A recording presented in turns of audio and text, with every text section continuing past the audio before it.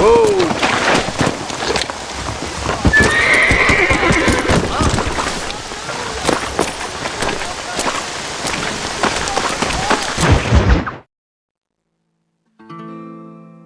And I can tell you with no uncertainty that miracle cures are no laughing matter. I bid you good day, sir.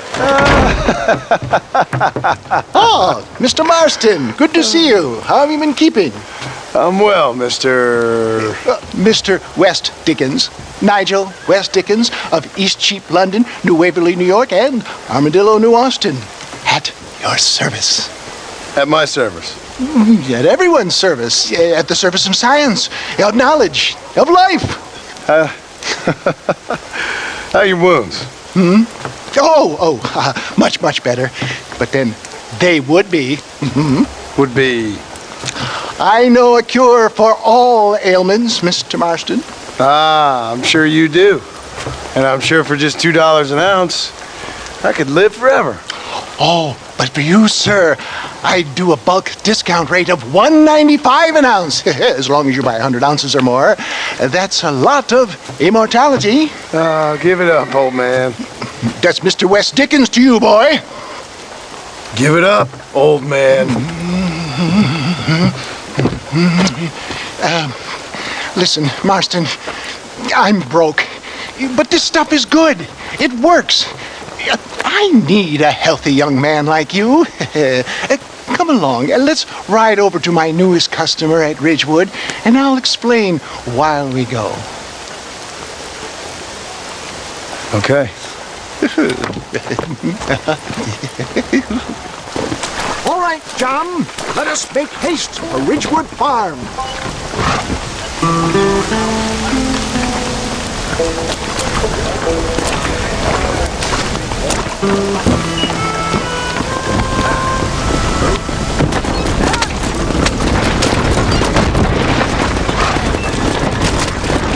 I heard about you, Mr. West Dickens. And I about you, John Marston. Stay on the road! You're going to destroy the merchandise! Hoodwinking the weak, gullible out of their hard-earned money. Get back on the road! We'll have nothing left by the time we get to Ridgewood. My dear boy, it is you who is gullible, if I may be so bold, for heeding such ill-informed scuttlebutt. You're as full of wind as a horse with a collar. I have been blessed with the gift of language, and for that I will not apologize. But the West Dickens elixirs speak for themselves. For the love of God, try to stay on the road! If my tonic is such a sham, how do you explain the fine battle in which you find me? Last time you saw me, I was knocking the death door. You should thank the doctor for that. I reckon you were acting it up worse than it was. Act I can, John. A more convincing Othello there has never been. And so shall you, a fair Iago or Cassio mate. I don't like the sound of this. Showmanship, John. The flourish. The bow. We are operating in a competitive marketplace. Our product must stand out. And how does this involve me? We're going to use your God-given talents to our advantage. I'm really starting to regret I'll drop you off at the outskirts of Ridgewood. That way it won't look like we came together. Once I'm set up, saunter nonchalantly into the crowd that is sure to form.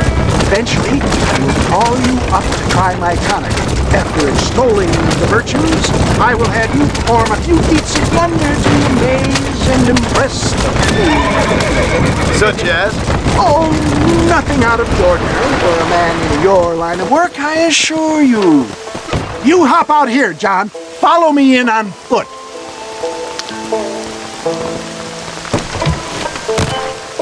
I'll see you there. Be ready to enchant the crowd.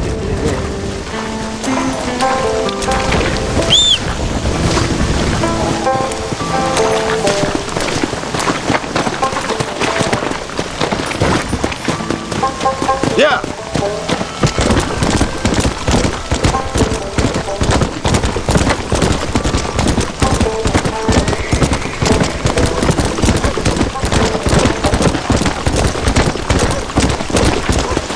Good to see you all, my friends. Prepare to be amazed. Friends! hard-working souls of Cholla Springs, gather round, gather round.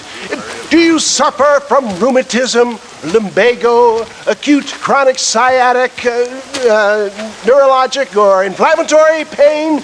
Well, I represent the only company that makes the genuine article that cures headaches, neuralgia, earache, toothaches, backache, swelling, sprains, sore chests, swelling of the throats, contracted cords and muscles, anxieties and ravaged nerves, stiff joints, wrenches, dislocations, cuts and bruises, and it adds vitality and vigor to the healthy man. But can you prove it, old man? Oh, I'm sure there's some customer here who could prove the qualities of it by taking a drink right now. You, sir, come up here. Step right up.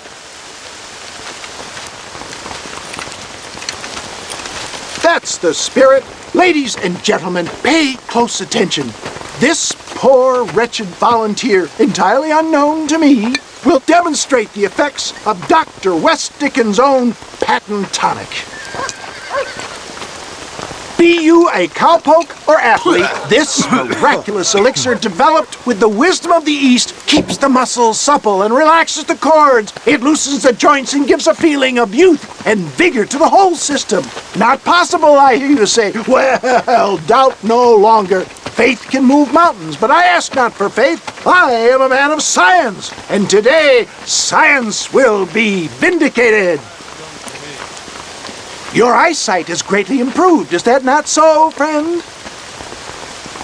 If you say so. That's right, it is. You heard him. What a good sport you are, sir. Now, gaze over yonder at that porch. If you squint, you may just be able to make out the skull that's hanging there. Go ahead, friend. Shoot that skull and demonstrate the miraculous eyesight you now possess.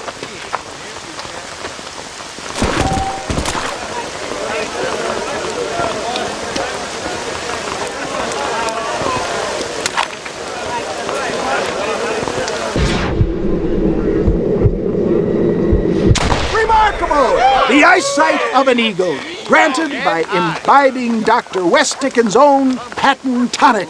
Anybody can make that shot. This man is a fraud. If your eye's so damn sharp, why don't you try shooting my hat out of the air? My friends, our test case has been challenged to shoot a gentleman's hat out of the sky above our heads.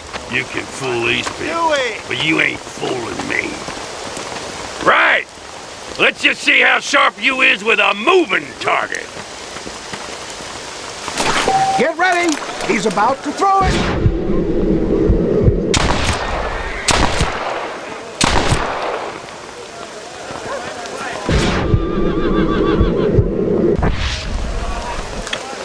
See? That tonic is a sham. Have you ever seen such an eye? Behold the power of the elixir, plucked out of the sky. Hey! Hey! What? You think you can put a hole in a man's hat and just walk away, do you? But it don't work like that around here, mister. Come on! Are you a man or not? A challenge of battle has been offered to our volunteer. Let the battle commence! All right, let's finish this. Come on, let's make this quick. Just look at the strength of tonic and support in him.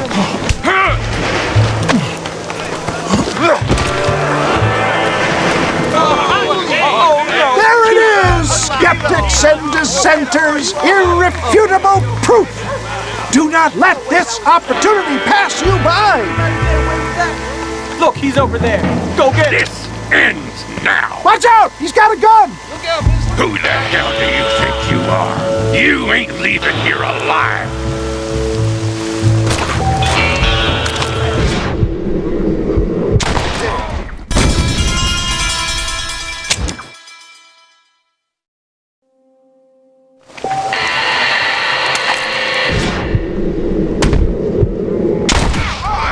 Marvelous shot, dear boy. The kind of deadly accuracy that can only be afforded by the West Dickens elixir. Come, I have plenty for all.